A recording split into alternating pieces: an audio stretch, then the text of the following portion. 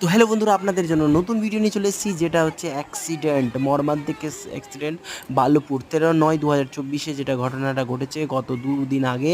এবং এই ভিডিওটা দেখো, এই দিল ভাটাওয়ালার গাড়িটা আছে এবং সোনালিয়া গাড়ি, এবং এখানে একটি নাবালক ছেলে দিয়ে গাড়িটা চালানো হচ্ছিল এবং নাবালক ছেলে মদগ্রস্ত ছিল, মদ খেয়ে গাড়ি চালাচ্ছিল, আর যার কারণে হঠাৎ করে 90-এর স্পিডে ট্রান্সফরমারতে ঢুকে অনেক মানুষ মর্মান্তিকভাবে বেঁচে যায়।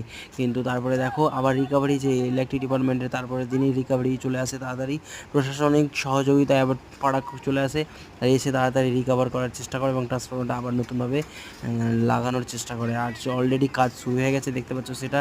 এবং সেখানকার যে ইলেকট্রিকের মিস্ত্রি লেবার সবাই কাজ করছে এবং আমরা সবাই তাকে সহযোগিতা করছি। এবং সাথে দেখো ট্রান্সফরমার অলরেডি লাগানো হয়ে গেছে এবং ট্রান্সফরমার চেন দিয়ে টেনে সেটাকে সেট করবে এবং আমাদেরকে সবাইকে লাইন দেবে, এবং আমাদের গ্রামের সমস্ত লোক, দাদা ভাই বন্ধু সবাই একে অপরকে সাহায্য করছে।